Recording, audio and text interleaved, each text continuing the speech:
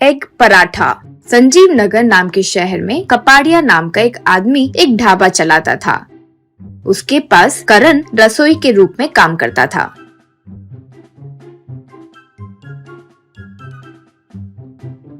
एक दिन करण करी बना रहा था तो कपाड़िया उसके पास आकर करी का स्वाद चख कर, करी तो स्वादिष्ट है, बाकी के आइटम्स भी अच्छे से बना रहे हो ना, अच्छे से बनाओ, लेकिन कल से मैं तुम्हें जो सामान दे रहा हूँ उन्हीं से खाना बनाना होगा। तुम जो सामान लाते हो वो कोई काम का नहीं आएगा, ठीक है ना? यूं कहा करण। ठीक है।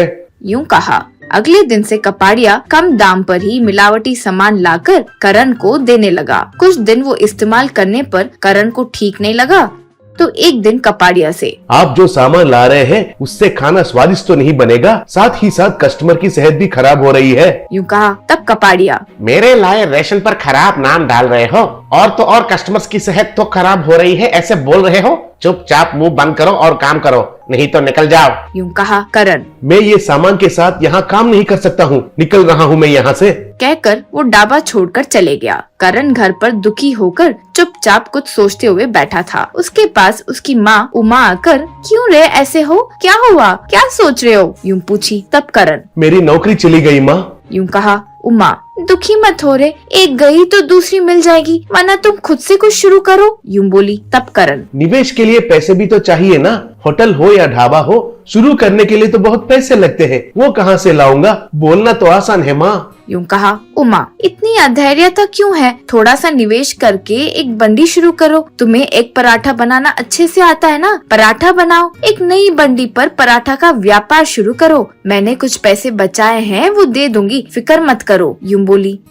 माँ की मदद से करण एक सेंटर पर बंडी पर ही पराठा बनाकर बेचना शुरू किया। वो जो एक पराठा बनाता था वो बहुत स्वादिष्ट होता था। एक पराठा के साथ एक करी भी कम दाम पर बेचता था। दाम कम और स्वाद अधिक होने से धीरे धीरे ज्यादा ग्राहक आने लगे, बहुत लोग आने लगे। करण के बंडी के पास रोज एक रिटायर्ड कर्नल आता था, एक पराठा खाता था, अच्छे से बात भी करता था। करण के एक पराठे के लिए कस्टमर्स बढ़ने लगे।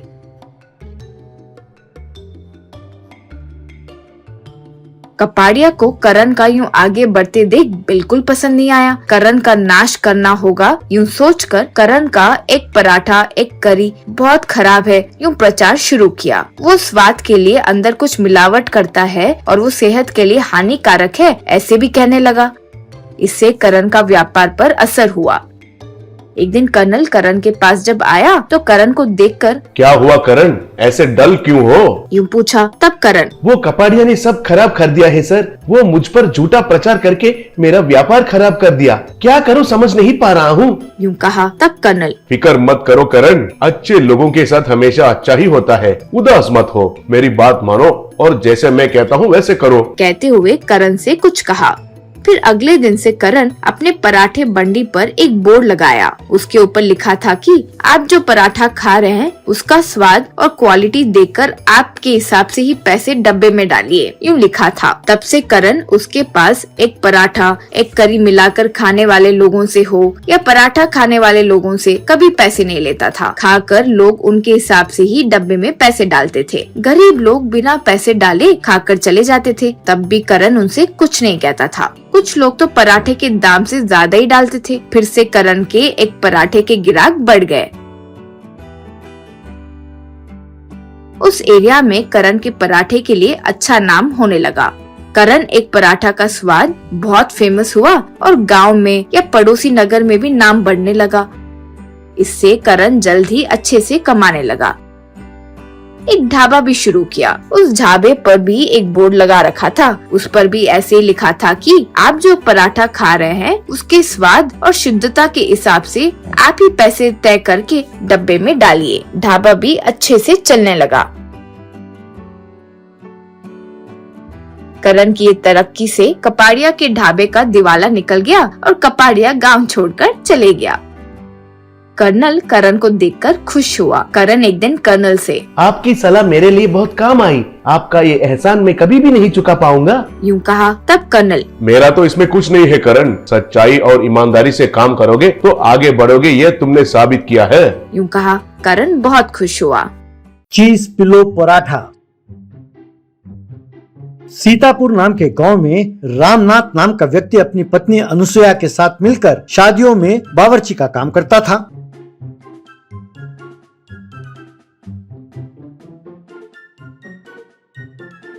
उसके सारे व्यंजनों में पिल्लो चीज स्पेशल बहुत मशहूर था। एक दिन रामनाथ का दोस्त रामनाथ से, और कैसे हो रामनाथ, तुमने अपनी बेटी की शादी बड़ी धूमधाम से की और बेटे को खूब अच्छी तरह पढ़ाया भी, अब तुम आराम कर सकते हो। और कितने दिन तुम यूं बावर्ची का काम करके मेहनत करोगे? तब रामनाथ, अरे यार, बेटे की नौकरी तो लग जाने दो, तब मैं आराम करने के बारे में सोचता हूँ। अब पता नहीं भगवान ने हमारी किस्मत में क्या लिखा है। उसके अगले ही दिन नींद में ही रामनाथ का देहांत हो गया। तब परिवार चलाने की जिम्मेदारी उसके बेटे अजय पर पड़ी। अजय ने बहुत कोशिश की, लेकिन उसे कोई भी ठीक से नौकरी नहीं लगी।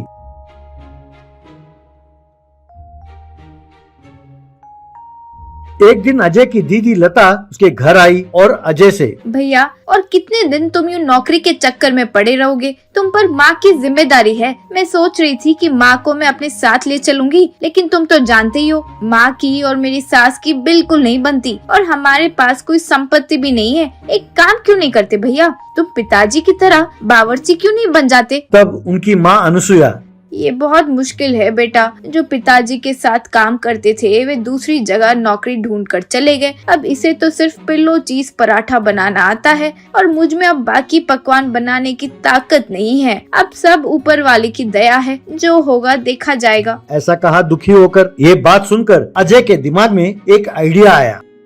उसने अगले ही दिन अपने बाइक को बेचा और जो पैसे मिले उससे उसने एक ठेला खरीदा और बीच बाजार में ले जाकर पिल्लो चीज पराठा बनाकर उस ठेले में बेचने लगा। जो लोग उस रास्ते से गुजरते थे उन्हें अजय के बनाए हुए पिल्लो चीज पराठा की खुशबू खूब भाने लगी। इस तरह पहले ही दिन से अजय के बनाए हुए पिल्लो चीज पराठा खाने के लिए लोगों की लाइन लगने लगी। भीड़ में एक औरत, बेटा, तुम्हारे ये पिल्लो चीज पराठे बहुत ही स्वादिष्ट है, बहुत लाजवाब है। 5 साल पहले मेरे भाई की बेटी की शादी में रामनाथ ने एकदम ऐसा ही पिल्लो चीज पराठा बनाया था। आज तक वो स्वाद मेरी जुबान पर है। मैंने बहुत कोशिश की, ऑनलाइन पर भी और दूसरे रेस्टोरेंट पर भी, लेकिन ऐसा पिल्लो चीज पराठा मुझे कहीं नहीं मिला। तब अजय ने गर्व के साथ कहा, वो रामनाथ मेरे पिताजी हैं। तब वो औरत, ये बात हुई ना, तुम्हें उनका ये पराठा बनाने की विधि विरासत में मिला है। एक और दिन एक और व्यक्ति ने पिल्लो चीज पराठा खाया और बहुत ही स्वादिष्ट है और काफी सेहतमंद भी है ये खाना। मैं मनपसंद ग्रुप ऑफ होटल्स का चेयरमैन हूँ। मैंने तुम्हारे पिल्लो चीज पराठा के बारे में बहुत सुना, इसीलिए खाने आ गया। अगर तुम्हें मंजूर हो तो कल से ही हमारे ग्रुप ऑफ होटल्स के लिए तुम अपना पिल्लो चीज पराठा सप्लाई किया करो। कहकर अपना विजिटिंग कार्ड देकर वहाँ से चला गया। तब अजय ने उस गांव में बेरोजगार युवकों को चुना और घर में ही पिल्लो चीज पराठा बनाकर उन युवकों के द्वारा मनपसंद ग्रुप ऑफ होटल्स को पिल्लो चीज पराठा सप्लाई करने लगा। लेकिन उसने ठेले में पिल्लो चीज पराठा बनाकर बेचना बंद नहीं किया। उसने कुछ बेरोजगार युवक और युवतियों को अपॉइंट करके गांव में कई जगह पर उसने पिल्लो चीज पराठा के ठेले खोले और उन्हें चलाने दिया। वो भी बहुत कामयाब रहा।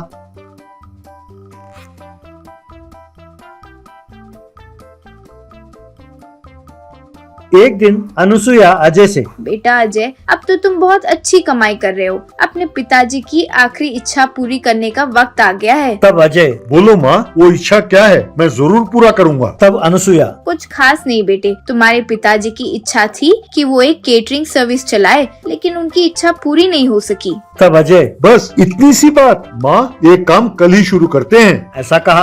अगले ही दिन अजय ने रामनाथ कैटरर्स नाम का कैटरिंग सर्विस शुरू किया। इस तरह सिर्फ उस गांव में ही नहीं बल्कि सारे राज्य में रामनाथ कैटरर्स बहुत मशहूर हो गया। इस तरह अजय ने खूब पैसे कमाए, बहुत बढ़िया घर बनाया और एक सुशील लड़की से उसने शादी की। अजय की कामयाबी देखकर उसकी माँ अनुसुया बहुत खुश हुई। इस तरह अजय उस राज्य के युवकों के लिए एक मिसाल बना। Zero fat chole kulcha.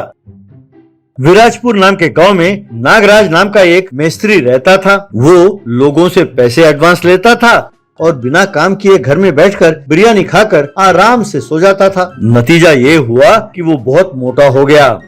एक दिन जिन लोगों ने उसे एडवांस पैसे दिए थे वो सब मिलकर एक साथ आए।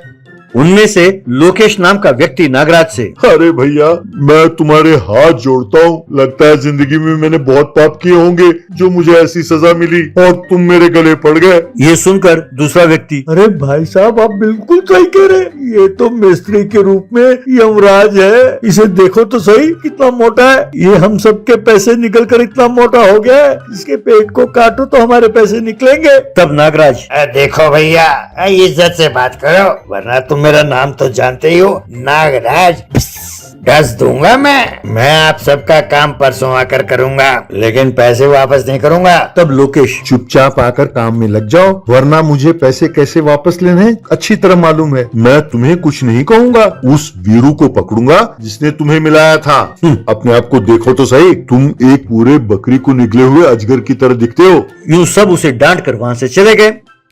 बाद में नागराज का दोस्त वीरू नागराज से, अरे यार, तुम लोगों को यूं परेशान क्यों कर रहे हो? उनका काम क्यों नहीं कर देते? तब नागराज, मैंने तुमसे तो कोई सलाह नहीं मांगा। जाओ चुपचाप मेरे लिए बिरयानी ले आओ, खाकर सो जाऊंगा, बहुत नींद आ रही है यार, कहकर अंदर चला गया। तब वीरू बिरयानी लाने के लिए सड़क पर पैदल जा रहा था कि तभी उसे एक छोले कुलचा का ठेला नजर आया। ठेले पर कुलचा बेचने वाला भुवन, आओ भाई आओ, स्वादिष्ट छोले कुलचे खाओ। आप लोग जानते हैं इसकी खासियत क्या है? ये जीरो फैट कुलचा है, इसका स्वाद लाजवाब है। अगर आप लोग एक महीना लगातार मेरे छोले कुलचे खाएंगे तो महीने भर में आप एकदम स्लिम एंड फिट हो जाएंगे। लड़के हीरो की तरह और लड़कियां फिल्म की हीरोइन की तरह बन जाएंगी। तब से एक महीने तक वीरू भुवन पर नजर रखने लगा। बाद में वीरू भुवन के पास गया और, भैया, मेरा एक दोस्त है, वो एकदम पेटू है। जब देखो खाता रहता है और सोता रहता है, वो एकदम आलसी हो गया है, काम नहीं करता। जिन लोगों का काम मैंने उसे दिलाया वो लोग मेरे पीछे पड़े हुए हैं, मुझे गालियां दे रहे हैं। मेरा दिमाग खराब था जो मैंने उसे 5 लाख रुपए एडवांस दिलाए थे। भैया, सच सच कहो, क्या वो तुम्हारा कुलचा खाकर एकदम दुबला पतला हो जाएगा? तब भुवन, अरे इसमें शक करने की क्या बात है भैया, अब मेरा कुलचा छोले खाएगा तो बस एक महीने में उसके 10 द्वारे के पिंजरे से चर्बी यूं पिघल कर निकल जाएगी। अगर चाहो तो मैं आकर तुम्हारे दोस्त को समझाऊंगा। चलो भैया चलते हैं। यूं कहकर छोले कुलचे तैयार करके वीरू के साथ भुवन भी वहाँ चला गया। फिर नागराज के पास जाकर भुवन ने छोले कुलचे उसे दिए। ये देखकर नागराज, ये क्या जबरदस्ती है, मुझे तो सिर्फ बिरयानी चाहिए, और वो भी मटन बिरयानी। जब लाओ सिर्फ वो लाओ, मुझे ये कुलचे वुलचे नहीं चाहिए, कहकर उसे उठाकर फेंका। ये देखकर भुवन, अरे मोटे सांड, तुम्हारी ये हिम्मत! अगर तूने मुझे उठाकर फेंका होता तो मैं बुरा नहीं मानता, लेकिन तूने मेरे छोले कुलचे को फेंका। बच्चों, अब तुम्हारी खैर नहीं, अब मैं तुम्हारी चर्बी उतारूंगा बच्चों। अब तुम्हें चूल्हे के ऊपर बिठाएं तो जैसे तुम्हारी चर्बी पिघलेगी वैसे ही तुम्हें कुलचे खिलाकर पिघलाऊंगा। कहकर नागराज को कमरे के अंदर ले गया और कुर्सी से उसे बांध दिया। उसके बाद वीरू की मदद से हर रोज वो नागराज को तीनों वक्त छोले कुलचे खिलाने लगा। इस तरह 1 महीना बीत गया।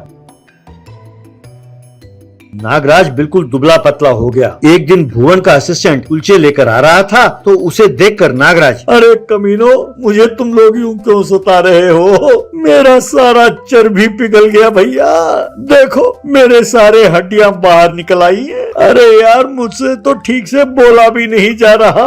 तब वो असिस्टेंट, भाई साहब, हमारे भुवन भाई साहब का आप पर गुस्सा कम हो गया है, आपको छोड़ दिया है। लेकिन ये कुलचे जानते हैं आप कौन भेज रहा है? आपने जिन लोगों से एडवांस पैसे लिए थे ना, वो लोग भेज रहे हैं। आप जानते हैं, यूं आपको कुलचे खिला खिला कर मार डालने का षड्यंत्र रचा उन लोगों ने मिलकर। आपको देखकर मुझे आप पर बहुत तरस आ रहा है भाई साहब। और हाँ भाई साहब, आप जानते हैं कि कहीं आप घर से भाग ना जाएं, इसका ध्यान रखने के लिए उन्होंने 4 मुस्टंडों को रखा है यहाँ पर आपकी निगरानी के लिए। नागराज, इसका मतलब ये है कि मुझे मारने का पूरा प्लान बना लिया इन लोगों ने। भैया, उनसे कहो ऐसे ना करें, उनसे कहो मैं उनका काम करके दे दूंगा। यूं कहते ही उस लड़के ने नागराज के रस्सी खोला। तब नागराज घर के बाहर गया, वहाँ खड़े अपने ग्राहकों से माफी मांगी और उनका काम उसने शुरू किया। Mango Maggi noodles. जबलपुर नाम के गांव में कपाड़िया नाम का आदमी होटल चलाता था।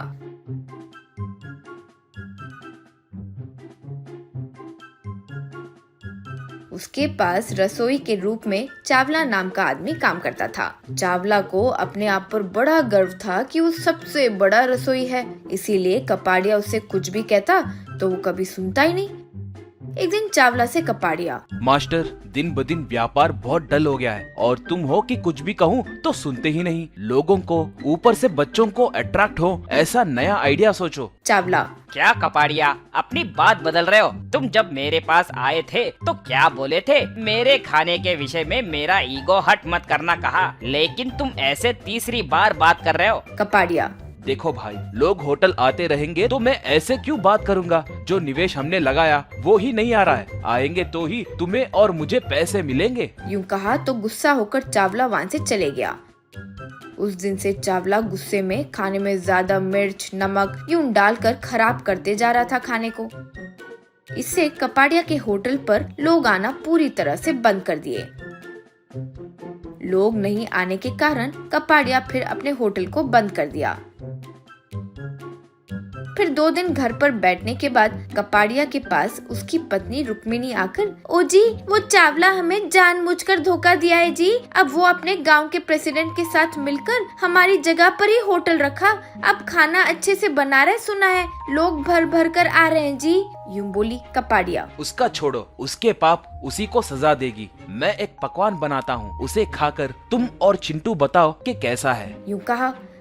फिर कपाड़िया एक छोटे से हंडी में मैगी नूडल्स, उसमें पानी के बदले फ्रूटी डालकर नूडल्स को तैयार किया।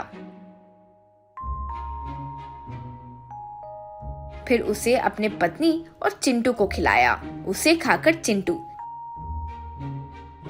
पिताजी, ये नूडल्स तो वाव, यानी जबरदस्त है पापा, बहुत अच्छा है। प्लीज पापा, रोज बनाओ प्लीज। और पापा, इसके ऊपर कुछ आम के टुकड़े डाल दोगे तो बहुत अच्छा होगा। यूं कहा कपाड़िया। बहुत अच्छा आइडिया है बेटा। आम का तो मौसम होगा तब डाल सकता हूँ, बाकी सीजन में तो नहीं डाल सकता ना। रुक्मिणी, अब से यही व्यापार है अपना। यूं कहा।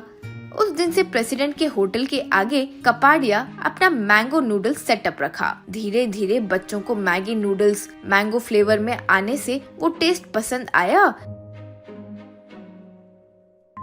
और एक एक अपने पेरेंट्स को लेकर वहाँ आने लगे।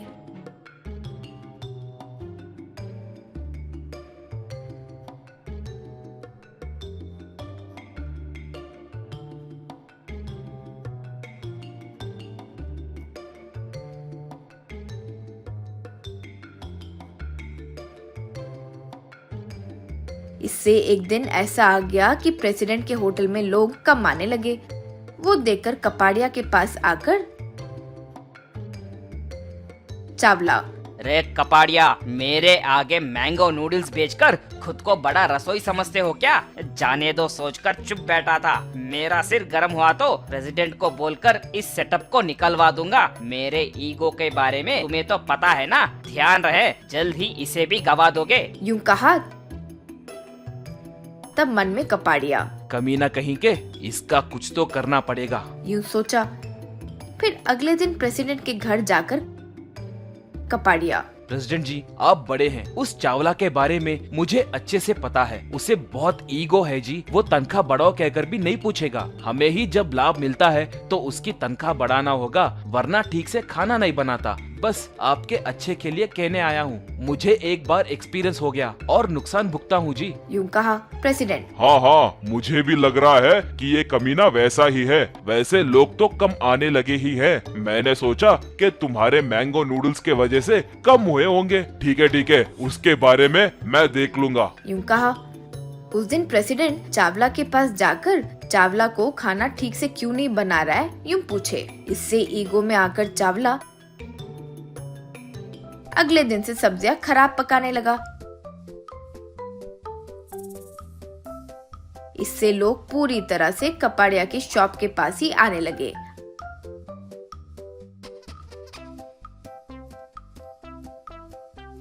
अब बहुत नुकसान होने के कारण प्रेसिडेंट एक दिन अपने होटल आकर उसका खाना चख कर देखा।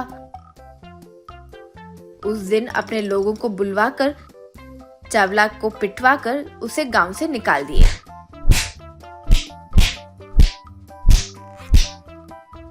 फिर प्रेसिडेंट को भी होटल बंद करना पड़ा। कपाड़िया मैंगो नूडल्स आसपास के गांवों में बहुत मशहूर हुआ और कपाड़िया अच्छे से लाभ कमाने लगा।